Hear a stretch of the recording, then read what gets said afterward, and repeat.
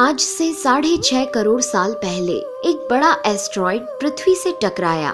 धूल के बादल ने सूरज को ढक लिया, तापमान गिर गया। पृथ्वी पर रहने वाला 25 किलो से ज्यादा वजन का हर जीव खत्म हो गया। डायनासोर्स का काल खत्म हो गया। डायनासोर्स का अंत एक नई प्रजाति के लिए सुनहरा अवसर लेकर आया। ये प्रजाति थी मैमल्स की। मैमल्स यानी स्तनधारी जीव। इन्होंने खुद को इस महाविनाश से बचा लिया था।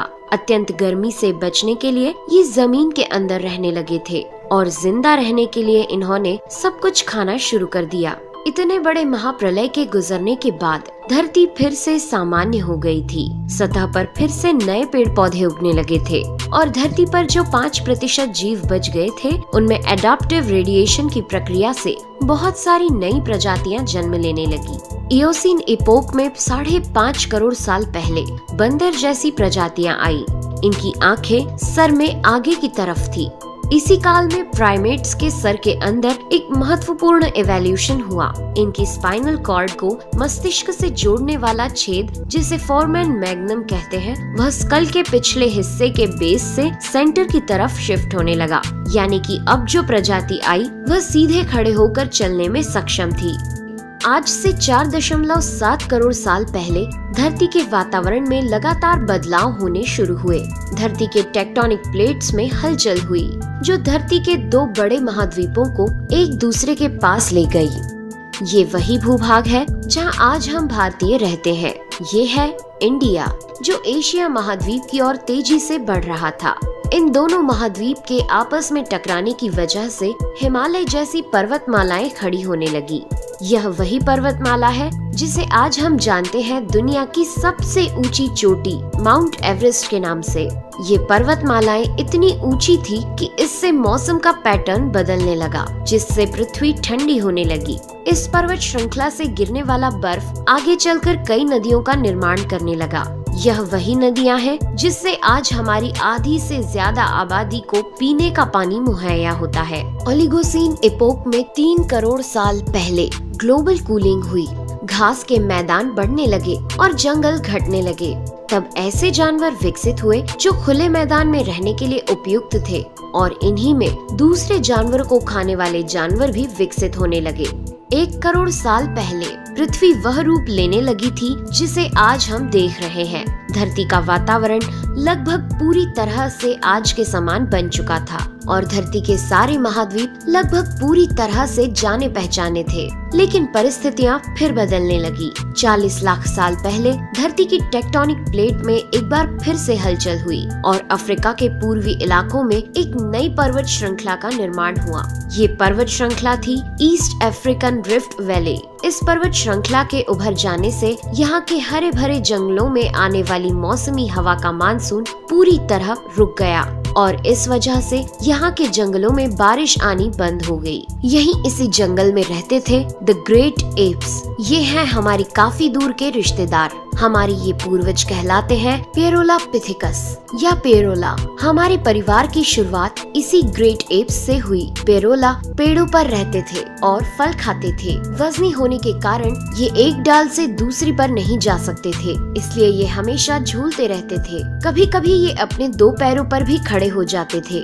ये चल सकते थे। आम धारणा के उलट सीधे चलने की क्षमता जमीन पर नहीं बल्कि टहनियों पर विकसित हुई। बाइपेडलिज्म यानी 2 पैरों पर चलना इंसानों की नहीं बल्कि एप्स की खोज थी। आगे चलकर ये ग्रेट एप्स जलवायु और जगह के अनुसार बदल गए। कुछ चिंपैंजी और गोरिल्ला में विकसित हुए, कुछ इंसानों में विकसित होने शुरू हुए। वो पूरे अफ्रीका में फैले हुए थे। बारिश के बंद हो जाने से यहाँ के जंगल सूख गए, जिसका सबसे ज्यादा असर इन एप्स पर पड़ा।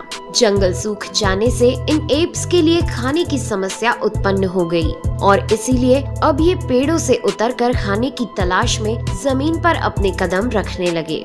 ये है एडिपिथिकस रेमिडस। ये हैं हमारे पूर्वज, जिन्होंने जमीन पर मानव इतिहास का पहला कदम रखा और आज इन्हीं के कारण हमने चांद पर अपना पहला कदम रखा। इनका दिमाग एक संतरे जितना बड़ा था और इनकी लंबाई 4 फीट तक थी।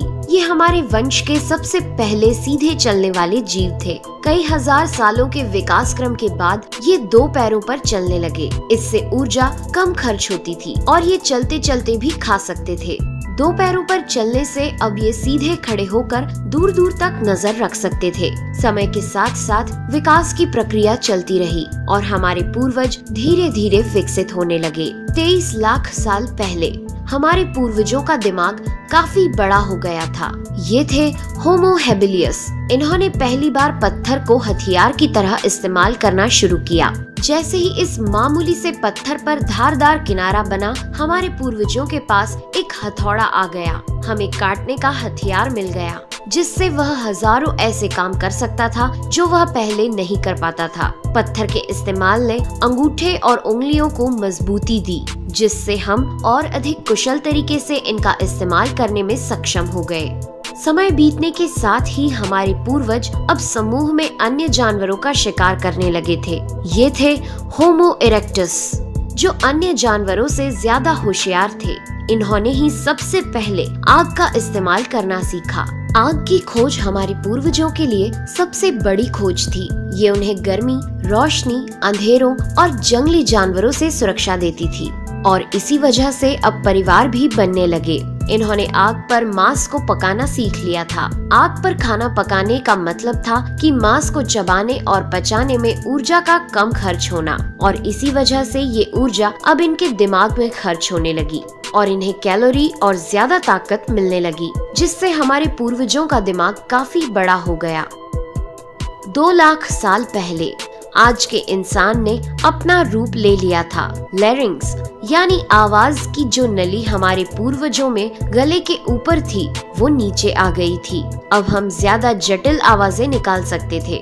हमने बोलना शुरू कर दिया था। पहली बार कोई जानकारी एक से दूसरे इंसान तक या एक से दूसरी पीढ़ी तक पहुंचने लगी थी। यही वो आखिरी विकास क्रम था जिसके बाद विकसित होकर हम बने। हम यानी होमो सेपियंस। 1 लाख साल पहले इंसान कहीं भी जा सकता था। हमारे पास फुर्तीले हाथ और प्राचीन हथियार थे। हम बात कर सकते थे, आग को काबू में रख सकते थे। अब हम अपने अफ्रीकन घर को और बड़ा कर सकते थे। महाद्वीप यानी कॉन्टिनेंट खिसके तो अफ्रीका और यूरेशिया जुड़ गए और उससे बनी एक बहुत बड़ी जमीन जिसका नाम था एफ्रो यूरेशिया। इंसानों के दूर दूर जाने से बहुत बड़ा बदलाव आया। अब हम एक महाद्वीप से दूसरे महाद्वीप में रहने लगे। इसकी वजह से हम उन चीजों से बचे हुए थे जिसकी वजह से वानरों के मुकाबले दूसरे बड़े स्तनधारी हमेशा के लिए खत्म हो गए। करीब 50,000 साल पहले आइस एज शुरू हो गया और नॉर्थ पोल से आगे बढ़ने लगा। उसी वक्त इंसान चाइना और ऑस्ट्रेलिया तक पहुंच गया था। 30,000 साल पहले इंसान पहली बार यूरोप पहुंच गए। जब बर्फ अपने चरम पर थी, तब इंसान अपनी खोज में नॉर्थ ईस्ट साइबेरिया के बर्फीली टंडा तक पहुंच गया। आइस एज के इतने कठिन दौर में भी इंसान हर उस हुनर का विकास कर रहा था जिससे कि वो सच्चे मायनों में इंसान बन सके। हमने खुद को उस माहौल में ढाल लिया। हम ज्यादा समझदार हो गए। उसके बाद हमने पूरी दुनिया में अपनी बस्तियां बसा ली। समुद्र किनारे से पहाड़ की चोटियों तक, हरे भरे मैदानों से लेकर पथरीले इलाकों तक हर जगह इंसान थे। हमारा हुलिया, त्वचा, बाल और आँखों का आकार जलवायु और जगह के अनुसार बदल गया। हमने अपनी आवश्यकता के हिसाब से खेती शुरू की और जानवरों को पालना शुरू कर दिया। हमने कस्बों और शहरों का निर्माण शुरू किया। उसके बाद हमारी सभ्यता और संस्कृति का जन्म हुआ। हमने विज्ञान और गणित का इस्तेमाल शुरू किया, जिससे हमें भविष्य में जाने के लिए ऊर्जा और तकनीक मिली।